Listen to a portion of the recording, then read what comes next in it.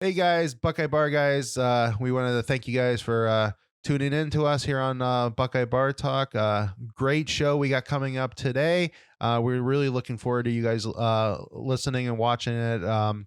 But just wanted to remind everybody, just remember to subscribe to the channel, hit the all notifications bell, that way anytime a new show comes up, you guys will be alerted to it. And don't forget to like the video and comment on the video. All interactions with us helps us continue to grow, and we appreciate your support.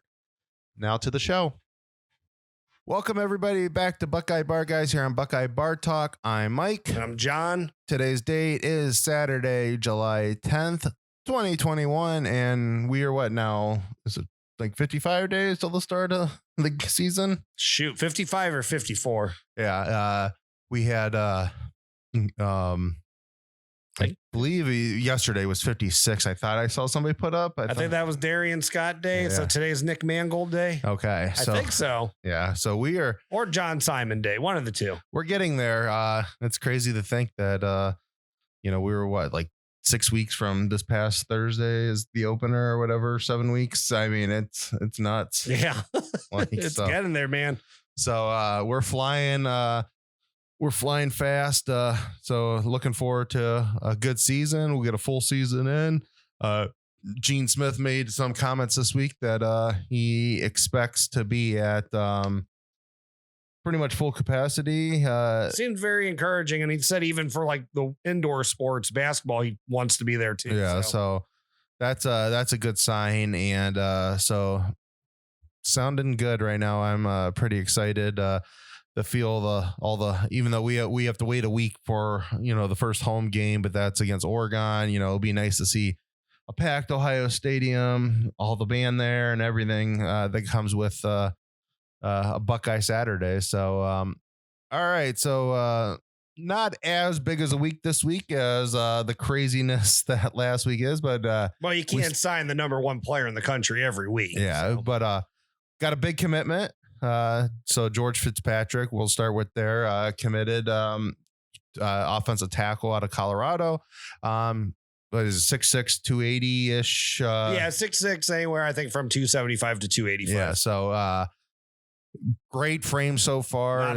Be a tackle. He's in the, when you consider you got Mickey Mariotti going to be getting him into shape throughout his college career. I can't think of a person that's in a better height and weight range coming into college than this kid. So he's right at where you want him to be. And he's definitely going to be plus 300 when it's all said and done, his career. So, and that's still bigger than where like NPF came in. I'm pretty sure. I think he came in like 260 when he came in. So he's still above like where that was, that it took like years to put the weight on him. And he's also a junior going into, or he's going into his senior year this year. So, I mean, he has time by the end of that with workouts. I'm sure they're going to get a diet plan for him before he even gets to Ohio State. He has time to even bulk up, on that frame. And then once Mick gets a hold of him, then, the fun begins and he'll get him to where he needs to be. Yeah. Yeah, I saw. So between him now and we said it was Tagra Shabola. Yep. So we have two top 300 tackles in the class. Two solid tackles. You get some haters on the on the internets, the Twitters of the world. Cutting stud down, be like they never sign elite, offensive tackles, even though you've had the two number one tackles in the country in 4 years. It just like always changes with stud. It was like, his offensive lines are no good, which you and I had talked about. I mean, I can't really remember. I know 18 had its issues with running the ball, but I don't remember tackle ever being a like deficiency for Ohio State. Yeah. That I can think outside of Isaiah Prince, which that was more mental. I mean, Isaiah Prince, when he played up to his potential, he was a good ass tackle. I mean, he was good. Yeah. But there was just times that like when he would get beat once, he would get beat 5 times in a row because he just couldn't get past it. Yeah. I mean, the last 2 years, I mean, it's hard to argue that they haven't had top 3 offensive line in the country. So, I mean, I mean, they've been right there with Alabama and Oklahoma and LSU the year before. In LSU, and Clemson's had some good lines. They basically have been in that grouping, and I would say in the top 3 of that grouping, for the last 2 years. So, I mean, he's definitely, their offensive line's just been as proficient and as good the last several years as they were, early in Urban's tenure with Warner and those lines. I mean, he's brought in some big time linemen in there. And I've always said, and we talked about this before when we got that Mikowski. I can't remember how you Zed Mikowski. I mean, we talked about this when he committed, that I said that, lines are so much different. It's not always, I don't care so much. I mean, I want 5 and 4 star kids too. But it's as much about, how they all, end up blending with each other, right? Because if you could pull 5 5-star offensive linemen, and it doesn't mean you're going to have the best offensive line in the country. If they don't work well with each other, they don't gel well with each other. I mean, the offensive line is it's a position where they all have to melt together pretty much. And it's got to be one brain. It's like a hive brain. Yeah, they got to be all meshed together as a, cohesive unit. But I'm also with an offensive tackle, though, a lot of it is, do they have the right frame? Do their, how's their footwork? How are their hips? That's a lot of it. Like, they can build into something. Especially, in today's, you got to be a tackle, you got everything in football right now is geared towards, a lot of passing. And so when you have that, you have the teams, your defenses that are putting a lot of, look what Ohio State does. They're putting a lot of, power rushers on the field. And, so you have to have tackles that really can have footwork to move with them. Mm-hmm. So, I think everything I watched a little bit of his tape and just different things about him. I watched some of the, some of the Buckeye insiders and stuff, some of the videos that got put out there this week about on some of those networks that, he seems like a hell of a prospect. I think he'll fit in perfectly. And obviously I've always said, if they feel strong enough that they're going to be like here in July when you have, senior year tapes are not out and they're like, yeah, we're going to take a commitment from him, then they like him. Right. He's good. He's good enough. Yeah. So he's definitely had been considered one of their top prospects for them to say, yep, we're good with him. He came into camp, had a good camp. I'm not sure. There could have been a number of things. So they're good with him. He wasn't a guy that like, hey, we got to see how you do your senior year to make sure this is committable. He was good enough and he's a top 300 player. I think some of the, and I've always said, sometimes it's weird offensive line, how rankings go. So I think everybody knows who the MPFs and the Paris Johnsons are, and, like the Zach Reifs this year and, those guys, they know. And, Lee Wan from last year, that was his name. The kid at Alabama got, no, that wasn't Lee Wan. Latham. Latham. And then, there is another Tristan Lee was one of the big ones. I think they know like the top guys, but then once it passes that point, it's so hard to, it's just one of those positions. First of all, a lot of these kids are not out of all the positions on the field. Usually the offensive line right now are the one position where, they're not college ready when they come in as freshmen. No. It seems like you could get freshmen starting quarterbacks. You can get freshmen starting running backs. You could get freshman receivers. Obviously, we saw what Jack Sawyer is doing. So you see linebackers. We've seen freshmen starting secondary guys. It's just very hard to be a freshman starting as an offensive lineman. And again, because you have to be cohesive and stuff like that. And so I just think that I've always questioned some of the recruiting, like just numbers on linemen, because it's just so hard it's for whatever reason. I think that's the hardest position to say, yeah, that's a 4-star and that's a 3-star. And right. I think there are 3-star kids out there that probably are, once they get going into college, get that extra weight put on it where it's needed to get college coaches working with them, that they could easily become 5-star offensive tackles. And that's what, that's also one of the positions that, that's it's so hard to evaluate, especially with college kids or high school kids, what you're saying, because that's really depending on the competition across from you. Yeah. You're not, unless you're going against, and that's how high school football is in almost every category. Right. But for whatever reason, it's just offensive lineman just seems like it's just the hardest one to actually, a strong 300-pound guy that can move, he's going to dominate on the offensive line though, more times than not. But then, you really got to break down, like I said, do they have the right frame? Do they, how's their footwork? How's their hips open up to determine if they're going to be a tackle or a guard at the next level? Yeah, exactly. You could have, in a lot of these, you do have, big 300 plus pound kids that are really good in high school, but mediocre when they go to college because they just, it was easy for them in high school, but it's just different once you get up to that next level. So now the class in general, so we're at 17 kids for 22 now. I believe it's 17 recruits. Yeah. Yes. So they're ranked number 1 in the country. They got some still big names on the board that, we know Abor's out there. Seems like he's pretty high on us. White still out there, defensive end. So we got a couple kids that are still high on us. Dewberry's out there, which there's been some buzz that, he could be leaning Ohio State, but, we'll see. Green's a big guard that he played with, or he knows Wyatt Davis. They're from the same high school out in California. Yeah. So, there's a lot of still possibilities. I see him still taking another offensive lineman or 2 into this class. I think 4, you're going to get 4 tackles into this class or 4 linemen, and then, 5 if it's the right guy. Yeah.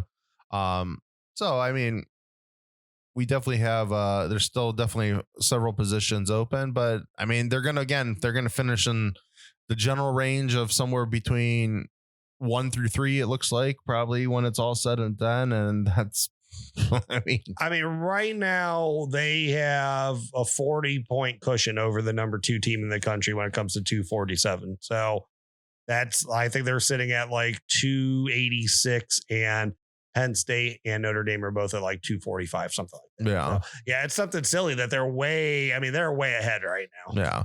Yeah. So, just awesome. Continue. They're just continuing to hit home runs on the recruiting cycles. Obviously, you expect Alabama they're going to make their Alabama march towards the top of the class. He'll get his guys. Clemson is like crazy low right now. And I expect, I think he'll get people. I don't know. Clemson is an interesting one to me. I don't know if Clemson's on their way down or not. And I know people are like, oh my God, they made how many playoffs in a row? Like I said this at the beginning when we were talking about the Super League. I don't think Clemson necessarily has an expiration date on them, but there's going to be a time where like those other normal powerhouses down in the South are going to take over. You expect, Georgia's still recruiting. Well, you think that one of these days they're going to just hit the bullseye just out of pure luck and, win a national title. You would think, they got all the talent they need. They need to one of these years. That's, now back to back, coaches down there between Richt and Kirby. And of course, we heard about Mark Richt, what is it, Parkinson's. Yeah, so it's sad. I feel bad for him. I've always made fun of Georgia and stuff like that. But to me, Mark Richt has shown he was better coach than Kirby Smart. I thought so. If you're not going to say better, then no worse. Yeah, exactly. But yeah, I expect Florida State to start becoming Florida State again. Mac Brown is still interesting at North Carolina. I don't know what's going to happen with Clemson. Now, I don't think Clemson, but there's always these flashy schools that just come out of nowhere and they have like that kind of that 10-year dominance. And then they're kind of like, they're just that 10-year university and then they kind of go away. And we saw with West Virginia. Yeah. And at one point there. Yeah. Is Clemson one of those schools? And that will be that's interesting to me. Clemson for almost as long as you and I can remember. Since the 2000s, Clemson's played good football. So they weren't like some horrible team. They were known for blowing games. They were always like, they were always top 3 ACC team. They were, because Miami has never really done anything since they moved. Not in the ACC. No, they have. You know, Florida State there for a while was the premier ACC program for as long as I can remember. I mean, that went from Bobby Bowden all the way to Jimbo. I mean, right. And that wasn't really even close. I mean, Clemson was probably, I would say maybe in that time frame, Clemson was 2, but you'd have every now and then like an NC State would come up, or Louisville would have a good year. You'd have something like that, you know, that it wasn't, there was really no other number 2. It was Florida State was number 1. And then you kind of just had like a shuffle on the years, you know, who was going to step up. Yeah. Usually the team, you know, had most seniors or whatever. And then they would be the number 2 team in the ACC. And Clemson has obviously over the last decade solidified number 1 in the ACC. I just don't know the lasting power on that. And I'm sure they're going to get a lot of good recruits at the end and they'll probably go way up there. I question them. It just name, image, and likeness is made, because the one thing that a lot of these other schools have that Clemson has just never had is this. They got you know, I mean, Clemson's fan base reminds me a lot of Miami's fan base, but the difference between Clemson, South Carolina, and Miami, Florida is miles and miles apart. Right. That's where, when you come to name, image, and likeness, is going to help Miami. Mm-hmm. Florida State has a very large alumni base with a lot of proud, you know, guys that have went on to be business leaders now that, you know, that could bring money into the Florida State program. Alabama has lineage out the, you know what, so does Georgia, and all these, they have big alumni bases. I mean, we've talked about what Columbus, Ohio is. It just, I don't know the big CEOs that are from Clemson, you know, and the guys that might be pushing money towards the program. I mean, I could be wrong. I'm not going to pretend like I'm an expert at Clemson.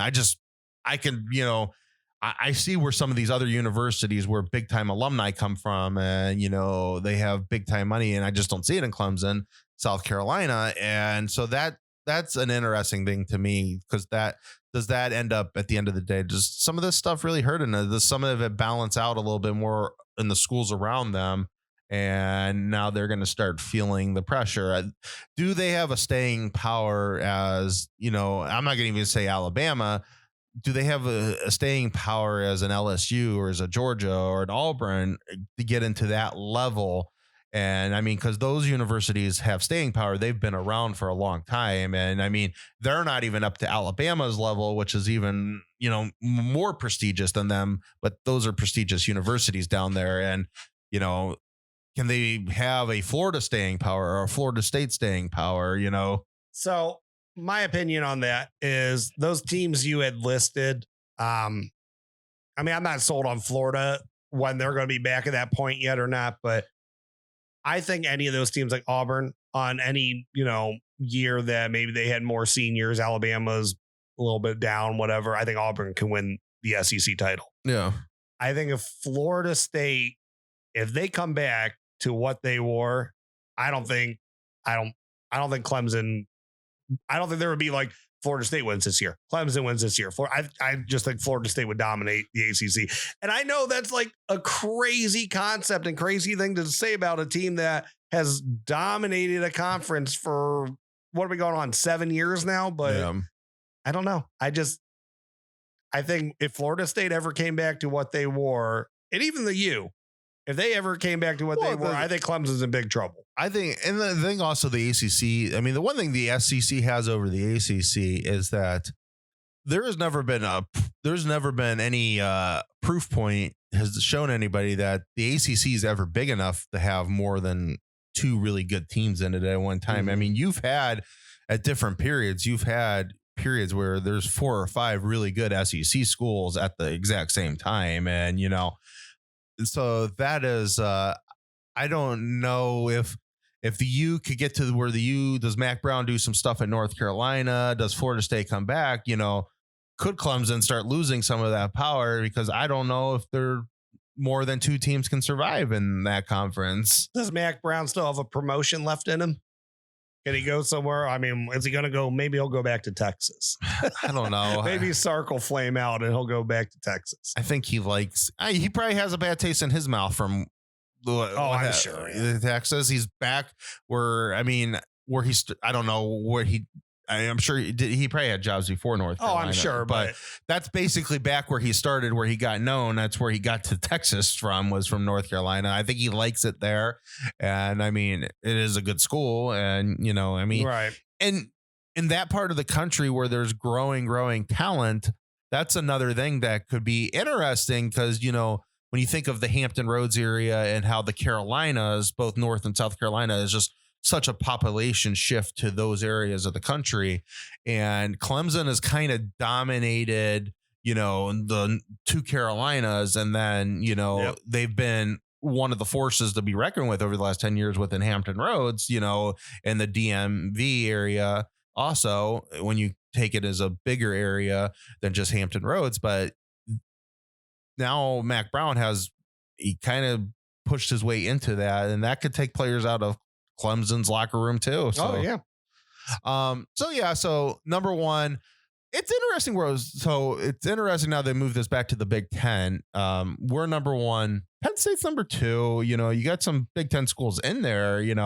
We were joking last week about Rutgers being in front of Michigan. Michigan has pushed their way in front of Rutgers now. So I think it's interesting though. I mean, I think Michigan's going to get a couple more big time recruits before it's all said and done, but I don't like with Schiano at Rutgers. I don't know if it would ever happen, but do you think he could ever end up higher than Michigan or Penn State on recruiting?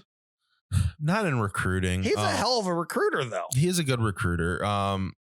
But he never I don't think he ever beat Penn State ever in recruiting when he was in the Big East. And he had some teams that probably could have played with Penn State. He's a good coach. Do I think he could beat Penn State on the field and Michigan? Yeah, I think he could possibly beat them. I mean, especially because I don't think they're not prepared yet to think that he could get them. I mean, Michigan almost felt that this year that let's celebrate a triple overtime win. So, yeah, he's a good coach. I think he's going to do better things at Rutgers than a lot of people probably thought. It's not as he won at Rutgers before, and I know that was the Big East. It wasn't the Big Ten, but there's a lot of, I mean, you think about all the top players Ohio State's taken from New Jersey. Now, multiply that by how many, that's how many Penn State's taken from New Jersey. Michigan's had their fair share of top level kids come out of New Jersey. Well, yeah, New Jersey especially, but Michigan's been living on the East Coast the last how many years? Yeah, so if you got a coach that could really keep some of that talent home, and I don't know. He could build a good team there. I mean, they got some good high schools. Don Bosco is one of the best high schools in the country, right, and right. They have some good high schools there. And if he could keep some of that talent to stay in Rutgers, I don't know. I mean, I don't think he's never going to get to Ohio State level, but he could be a pesky team for Ohio State. A different thing, because again, Ohio State, I don't think he would ever beat the Buckeyes, but I think they will be a lot more peskier. There's not going to be those years where, are they going to fire the cannon off today or not? They going to fire the cannon off today. I mean, you saw what they did last year in the second half against Ohio State. They'll be kind of like, I think they're going to be a thorn in a lot of people's sides because he will actually have some talent there. And some of these upper echelon schools within the conference that, we're just playing Rutgers, that attitude could lose you a game. Oh, sure. So, because I think they will be good enough to beat some people. Yeah. And I mean, things like, what they did last year against Ohio State, tried to do against like Indiana, like when you're in a game and you just like pull out all stops to try to win or try to get back in or just say like, what the hell, let's go have some fun out there, throw some trick plays out there. Kids buy into that stuff. Like, I mean, he's a good coach anyways. He's a good recruiter anyways, but I think he will win a couple games against, Penn State and Michigan in the years to come. No, I think he could be in a spot where, the conference is very interesting, especially on the Eastern side now, because you got Indiana. There's Indiana for real. That's, I think, a lot of people's question marks now going in there. I mean, is Maryland and Loxley's a good coach. I mean, he's a good recruiter, and that's another good area that's got some good talent in that general area. Sure, so is Michigan State and Maryland fighting for last place, or are they still good? I mean, there's some good teams in the East that I think I don't know if you can really sleep on that. I don't know if Maryland, Rutgers, and in Indiana's kind of pushed themselves away from this point now, but I don't think those three schools. I mean, there used to be a point where you would think when the conference was first, when they resplit everything East West, there was this thing like, oh, there's 3 wins on your schedule already from those 3 teams, and I don't know if that's necessarily they're still automatic. If those are automatically the case anymore for everybody, that there's some interesting games in there if you're not ready to play those teams. Yeah, I mean, I totally agree with you on that. I don't know about Indiana because, I mean, they did get lucky a few times last year, and people can say whatever they want, but they did. I mean, Michael Penix was probably out of bounds against Penn State in that first game. Who knows what Penn State is if they don't start off with, kind of like a fluke loss there, and then you got Ohio State your second game. Who knows what they do the rest of the year if they didn't feel like probably they already had to give up after week 2. Yeah. I mean, Rutgers, as I mentioned, they almost beat Indiana on a trick play at the very end of the game, but someone was offsides on that.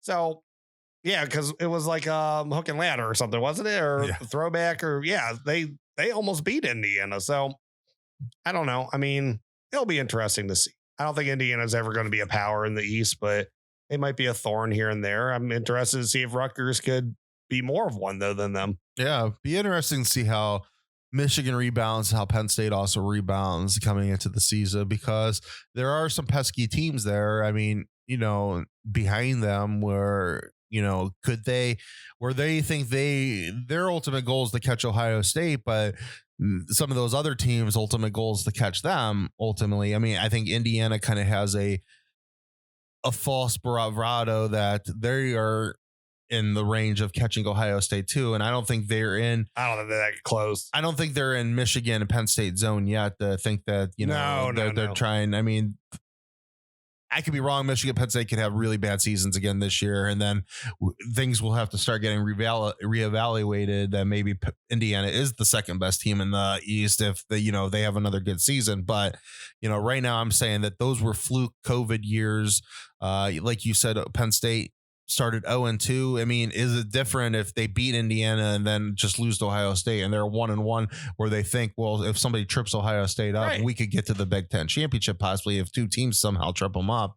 Who knows if maybe they lose a couple COVID games because or a couple COVID games where they can't play and maybe they can't get enough games in, which we almost did until the conference changed it. But that would have been an interesting thing. If that's not Indiana, if that's Penn State, if they're 1-1 and Ohio State then has all those COVID drop-offs games, does the conference maybe think, well, Penn State, Okay, now we're talking about a bigger subject there. I don't want to get people pissed off that Indiana's not getting the respect of Penn I don't State. care about Indiana. I think the conference might take that they might look at that differently. I mean, I think think an undefeated team that had the head-to-head that had, I mean, Ohio State had 5 games. It wasn't like they had 2. And as much as we also like the, poke fun of him and stuff, I also think James Franklin and that guy is 2 different things. I think Franklin at the end of the day would have said Ohio State deserved the game because, I think he would have pushed for Penn State to vote for, to make sure Ohio State was in the game because, because he would have been like, we're not as good as he would go on one of his tirades. We're not elite yet. Yeah, I know. So. All right. Totally unrelated though. But when we're talking about recruiting rankings, how is Walter Nolan the number 1 defensive tackle for 2022? Number 2 player in the country behind Quinn Ewers. How is Michigan in his top 5? I don't get the love these defensive tackles give them. I don't know. They don't develop. They don't push themselves. Maybe. I mean, look at Rashawn Gary. He's not even doing well in the NFL. Like, it's not even like maybe translates to the next level. Maybe it'll be different with their new defensive staff, but I mean, which one of them would put us in there? Stay in the South. They don't, unless if you're not going to come to Ohio State, stay in the South. I still think he's going to be very hard to pull out of the South. So it'd be interesting if he stays at Tennessee. Yeah. If he stays home, goes to Tennessee, that'd be interesting. All right. So, where else do we got? Who else? Anybody in those recruiting rankings? I know Penn State, Michigan, Rutgers are up there. There's no one else really standing out. Not in the Big Ten. I mean, Big Ten's going to be, I don't know. Big Ten seems like it might be easy for the years to come. Yeah. It'll be interesting to see how some of those other teams do. I mean, Wisconsin has another 5-star coming in. I mean, they got some good players up there. As long as they have a big line and a running back that can move, man, Wisconsin's always going to be a threat. Yeah. All right. So I think what we wanted to finish on today is that just something just kind of stupid, funny at the same time. From Pro Football Focus. I don't know who the writer was, but so somebody actually wrote the top college coaches, the list of where they ranked in. Ryan Day is not in the top 20. So, and I was talking to some people. I'm obviously okay with Saban being at 1. Oh, yeah. I'm also okay with people putting Dabo at 2 because, he's won a couple national titles. Sure. I think Ryan Day's better than Lincoln. I think at that point, Ryan Day is the 3rd best coach in America. And so that's I think that's pretty. I think this is crazy to me. Like, how is that a thing? Right. Yeah.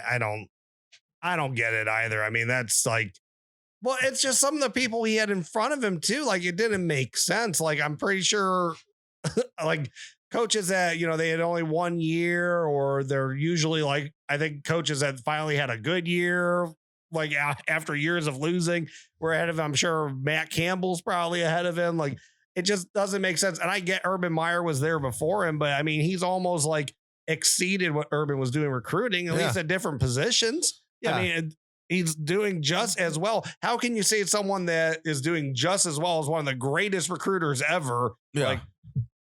I mean, one, you're putting a huge, like, an impossible, the bar is set really high, but he's either right there or exceeding it, and you're not giving him the credit for that. Coached 2 seasons. He's put both those teams into the playoffs. He has not lost a regular season game. He's won 2 Big Ten titles. His only losses are to Clemson in the semifinals and then Alabama in the finals. Right. So he literally has 2 losses in the playoffs only. You can say he did it with Urban's team, but Urban Meyer is not the reason why Justin Fields went to Ohio State. Ryan Day is the reason why Justin Fields went to Ohio State. And now Ryan Day has proven himself that we're not dropping off at all in recruiting. And in some aspects, we might be exceeding, recruiting. So that's right now, we're not dropping off on the field either. Yeah. So it's just, I don't know. It just doesn't make sense. Like, I don't even know if he would go out and win if he would progress this year. And, he went from semifinals to finals. If he go to win the national title this year, have another undefeated regular season with another Big Ten championship, that is he going to be in the top 10 then at least next year? Like, I mean, what more do you want from the guy? I mean, and I've said I'm okay with, the top 2 coaches being who they are. I mean, Dabo at least has a couple. We just talked about his Clemson possibly going down. There are some question marks there, in my opinion. But I'm okay with him being number 2 right now because he's got the rings to back him up. Saban. I mean, it's like he's on a pedestal that everybody's aspiring to get to, but. Is there any coach in America you could really argue that's better than Ryan Day after those 2? I mean, what has Brian Kelly done? What's Lincoln Riley done? I mean, they haven't won playoff games. At least Ryan Day has won a playoff game. But they've been successful. Even like, if you want to say Ryan Day is 5 or 4 or, whatever, fine. But to say he's not in the top 20 is asinine. Like, I mean, I love his voice. I can't think of his name right now, but the dude, I don't know where he ended up on the list, but the guy from LSU, I mean, Ed Odron. Yeah, Odron. He's probably ahead of Ryan Day somewhere. I love Odron, but I mean, he's not outside of having one good offensive quarterback that, or a coordinator that got Joe Burrow on the page. I mean, what has he done? Right. Exactly. Nothing. Kirby. I mean, you could argue that Kirby Smart is one of the best recruiters in the country. What has he done? Well, I mean, how's he done anything different than Ryan Day though? Except Ryan Day's made it to more playoffs than Kirby has in less time. Yeah, exactly. I mean, Lincoln Riley, how can you say Lincoln Riley's better than Ryan Day? Because Lincoln made it to more playoffs, but he never won one. Like, he didn't win a game. Yeah. He hasn't necessarily even played well like his teams. I mean, the first year against Georgia, Baker, they did okay, but then Kyler Murray. They ran out of steam. I mean, they should have. I mean, arguably, they should have. They were handling Georgia. They should have beat Georgia. And I've seen people say, well, Kyler Murray, he put up more stats against Alabama up until that point than anybody else. And it's like, okay, well, then you look at the next game and Trevor Lawrence absolutely shredded Alabama from the beginning of that game. Yeah. I mean, the defense held up pretty well too, but the thing was, I mean, you and I watched that game. I don't know how well you remember. I remember it pretty well, though. Alabama was absolutely smoking them until the second half, and then they totally let off the gas. Yeah. Saban's, I mean, kind of look what he was doing. I mean, this year against Ohio State. He could have done the same thing against Notre Dame for sure this year, and he let off the gas. Yeah. I mean, he's always kind of done that. He's one of those coaches that he's not into the whole, he doesn't need to beat a team by 60 points. Right. He's an old school coach. I don't think he necessarily likes, he doesn't rubbing it into people's faces. Outside the SEC. He likes to prove that he's the better team on the field. Yes. And then when feels like he's going to win the game, he's done. Let's run the football and let's not get any major injuries, especially if he has another game next. So I mean, I've seen Saban when Saban feels resistance at the beginning of the game, then he'll run the score up once he finally gets you dominated. I mean, we've seen that before. If you don't give in, but like Notre Dame, I mean, he knew Notre Dame physically couldn't play with them this year. They weren't fast enough. They couldn't do anything to stop them, and so he let off the gas right away. He did the same thing with Oklahoma a couple years ago. Yeah. I don't care if Kyler Murray got that game within 2 scores. I think he did. That was not a game. I mean, Saban, they had them controlled from the beginning. Yeah. So I mean, we just finished off on that. I mean, it's crazy. I mean, I don't get it, but I mean, whatever. I mean, I think he's going to have another undefeated regular season. He's going to win another Big Ten championship. And he's going to be in the playoff again. And so, like, when's he going to start getting some respect as a head coach? I mean, he's one of the most brilliant offensive minds in college football right now. I mean, it's hard to argue that Lincoln's better than him. I know there's still like some thought process that Lincoln's the best off. I mean, I don't know. I think Day's offenses are more creative than Lincoln still, I mean, I don't know. I'm not a Oklahoma fan. I don't watch them religiously. I love college football. I watch enough of it, and I still don't see, a great sustainable running game from Oklahoma over the last 2 years. Yeah. And you've seen that from Ryan Day. I mean, Ryan Day actually has exceeded expectations with what he would do on the ground. Everyone thought that Ryan Day is coming in. This is going to turn into just a pass only team. And they've just ran over everybody throughout the time. Yeah. Yep. All right. Well, I'm good there. All right. That was just a stupid list. And I don't know. Crazy. Just clickbait in the off season. Yeah. We need football to get here. Yeah, exactly. Well, we're getting closer and next episode will be even closer. Absolutely. So, all right, take us on out. All right. Well, thank you everyone for listening to us scream at you for a little bit about some asinine rankings. Thanks for coming out to the Buckeye Bar. I'm John. Mike. OH. IO. Thank you for tuning in to this week's Buckeye Bar Guys on Buckeye Bar Talk. Don't forget to subscribe to the channel, hit that all notifications bell so you see when new content is added. And please remember to like and share so we can grow our audience. Don't be afraid to comment. We want to know what you're thinking and we want to know what content to add for you guys. OH. IO.